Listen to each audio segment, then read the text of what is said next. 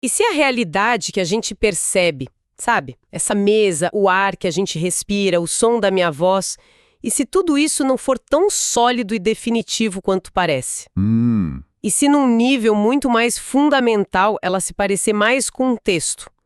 Um texto que pode ser reescrito, ou um código que pode ser editado? É uma ideia que muda tudo. Hoje a gente vai mergulhar fundo numa ideia que sinceramente bagunça a cabeça, mas que aparece de formas muito parecidas em tradições antigas e completamente diferentes. A noção de que a realidade é, de alguma forma, programável. Exato. E para explorar isso, a gente separou uma coleção de fontes que é, assim, fascinante. Temos um texto do misticismo judaico, o Sefer Yetzirah, que é basicamente um manual sobre a criação. Manual, que loucura. Temos também o Caibalion, que resume a filosofia hermética do Egito Antigo e seus princípios universais. Certo. E vamos passar por alguns textos gnósticos, como o Evangelho de Tomé, que focam num tipo de conhecimento secreto, a gnose. E claro, a Bíblia canônica, que todo mundo conhece. Mas talvez com um novo olhar, né? Com certeza. Então, a nossa missão aqui não é só resumir o que cada um diz, é mais colocar esses textos em diálogo, sabe? Ver onde as ideias se cruzam, onde uma parece explicar a outra. Para tentar montar esse quebra-cabeça, isso. A pergunta que não quer calar é: será que esses textos antigos estão, cada um do seu jeito, nos dizendo que o universo pode ser influenciado, ou até editado, através da linguagem, do som e principalmente da mente? Vamos tentar desembrulhar isso. Ok, vamos começar pelo mais famoso relato de criação que a maioria das pessoas conhece. Gênesis, o começo de tudo. O capítulo 1 se desenrola com uma frase que se repete quase como um mantra. E disse Deus. E disse Deus, haja luz. E houve luz. Exatamente. E disse Deus, haja firmamento. A criação não acontece por um estalar de dedos, né? Ela acontece através da fala, do verbo. É um ato de vocalização. Perfeito. A palavra falada é o agente da criação. Mas aí é que o Sefer Yetzirah, ou o livro da formação, entra e leva essa ideia para um nível de complexidade que é, assim, vertiginoso. O que ele dá é das 22 letras do alfabeto hebraico.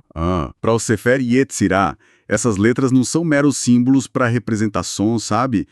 Elas são as unidades fundamentais. Os blocos de construção de tudo que existe. Espera aí, deixa eu ver se eu entendi direito. Não é só a palavra luz que cria a luz. São as letras que formam a palavra luz, que são, de alguma forma, os átomos da própria luz? É isso. Essa é a analogia perfeita. É como se o universo tivesse um código-fonte cósmico, e esse código é o alfabeto hebraico. Exatamente. O texto é explícito sobre isso. Ele diz que Deus gravou, esculpiu, pesou, permutou e combinou essas 22 letras. Nossa, são verbos de engenharia, quase. Sim, para formar a alma de tudo que foi criado e a alma de tudo que será criado no futuro. Pensa nisso. Não é um ato de magia vaga. É um processo que soa quase como programação. Permutações, combinações. É um ato de manipulação de informação. As letras são a matéria-prima, e as combinações delas geram toda a diversidade do universo. Da matéria inanimada até a consciência. Isso é incrível, porque muda tudo. Uma coisa é pensar na criação como um ato de vontade divina. Outra, completamente diferente, é pensar nela como a execução de um código. Exato. E ele até detalha, organiza as letras em grupos. 3 letras mãe, ar, água e fogo, 7 letras duplas para os planetas e dualidades como vida e morte, e 12 letras simples para os signos, os meses. É um sistema completo. A realidade, então, é fundamentalmente informacional. Exatamente. Ok, o cérebro já está começando a fritar aqui, o que é um bom sinal. Então a gente tem essa primeira camada. A realidade como informação, como um código feito de letras. Certo. Mas um código precisa de um sistema para ser executado, né? Uma linguagem de programação não faz nada se não tiver um computador para rodá-la. Qual seria a física por trás disso? E aí que a conversa com o Caibalion fica fascinante. É a conexão perfeita. Como assim? Se o Sefer Yetzirah nos dá o software, o Caibalion e a filosofia hermética nos dão o hardware e o sistema operacional do universo. Uau! E o primeiro princípio que a gente precisa entender é o princípio de vibração. A máxima é simples e profunda. Nada está parado, tudo se move, tudo vibra. Mas o que isso significa na prática? Quer dizer que esta mesa, que parece totalmente sólida, parada, está vibrando agora. Exatamente. Segundo essa visão, a diferença entre matéria, energia, mente e espírito não é uma diferença de substância, é só uma diferença de frequência vibracional. Ah, entendi. Pensa num ventilador. Parado você vê as pás. Acelerando, elas somem e você sente o vento. Se ele acelerasse infinitamente, chegaria a um ponto de aparente mobilidade de novo, no estado vibracional altíssimo. Entendi. A matéria seria uma vibração muito baixa. Isso. Matéria é espírito vibrando numa frequência muito baixa, e espírito é matéria vibrando numa frequência altíssima. São só dois polos da mesma coisa. Uau. Ok. Então a fala de Gênesis, o "e disse Deus", seria a aplicação de uma vibração sonora específica Isso. que carrega a informação das letras do Sefer Yetzirah para organizar uma realidade que, por natureza, já é vibracional e receptiva. É como se a voz fosse o comando que ajusta a frequência das coisas. Uma ótima forma de colocar. A fala é a vibração que executa o código. Faz todo sentido. Mas o Kybalion não para por aí. Ele apresenta um princípio ainda mais fundamental, que é a base de todos os outros. O princípio de mentalismo. E o que ele diz? A máxima aqui é ainda mais chocante. O todo é mente, o universo é mental. Peraí, segura um pouco. O universo é mental, isso é uma afirmação gigantesca. É.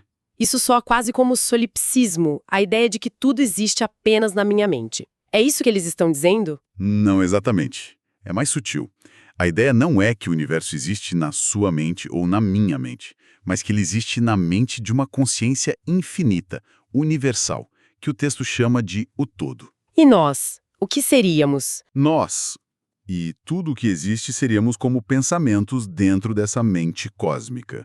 A realidade, portanto, não é material na sua essência.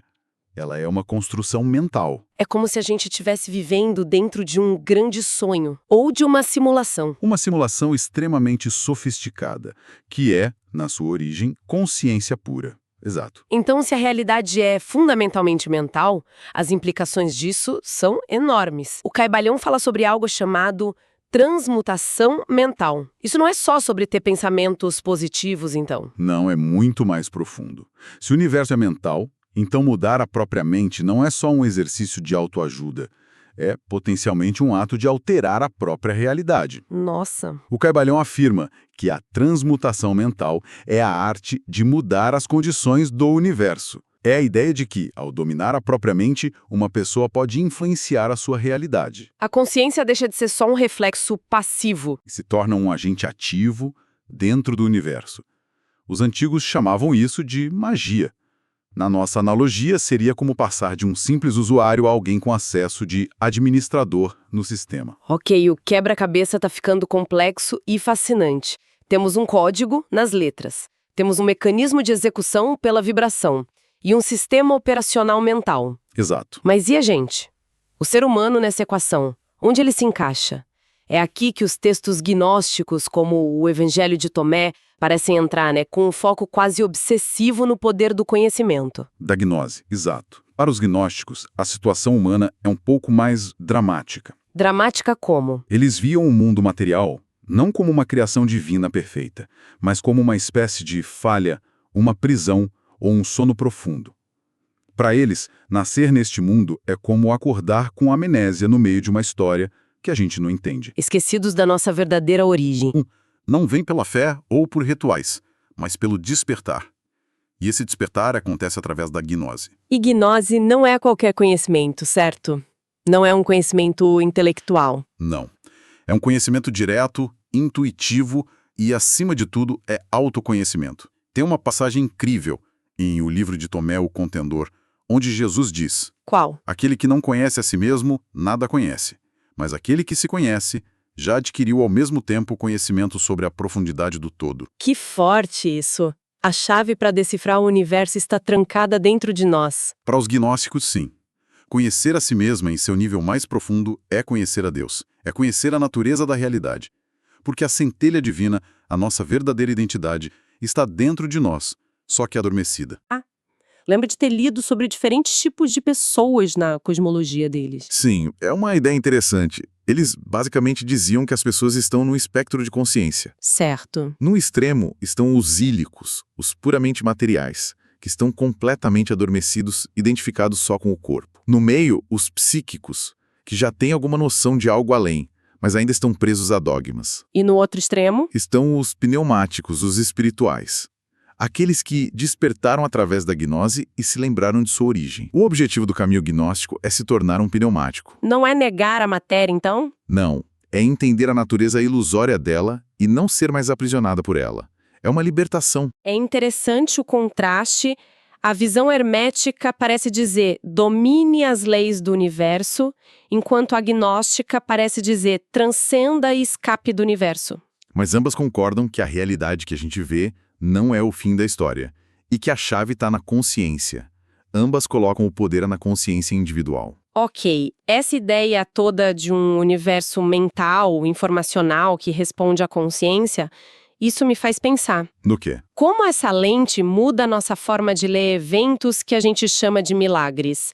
Histórias que lemos na Bíblia. Talvez eles não sejam o que parecem. Essa é a questão central. Se a gente adota essa nova moldura, os milagres deixam de ser violações das leis da natureza. E passam a ser o quê? Talvez a aplicação de leis mais profundas que a gente normalmente não percebe. Dá um exemplo. Pensa no livro do Êxodo. Quando os israelitas encontram as águas amargas de Mara, Moisés não apenas reza. Ele é instruído a lançar uma árvore específica na água. É verdade. E o profeta Eliseu, que usa sal para purificar uma fonte? Exato. Não é só um ato de fé abstrato. Existe um componente físico, uma ação específica. Parece quase Uma receita. uma fórmula, Isso. como se eles soubessem que certos elementos, combinados com a intenção e a palavra certas, agiam como um catalisador para mudar o código da água. É uma interpretação poderosa.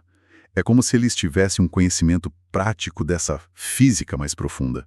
Entendiam que a matéria não é fixa, mas maleável. E que existem chaves que podem reconfigurá-la. Perfeito. O Caibalion tem uma passagem que descreve isso. Ele fala sobre o domínio do princípio de causa e efeito. A maioria das pessoas é um efeito, levada pelas circunstâncias. Mas o mestre? O mestre, ao se elevar a um plano superior de consciência, se torna uma causa. Ele deixa de ser um peão no tabuleiro e passa a ser a mão que move as peças.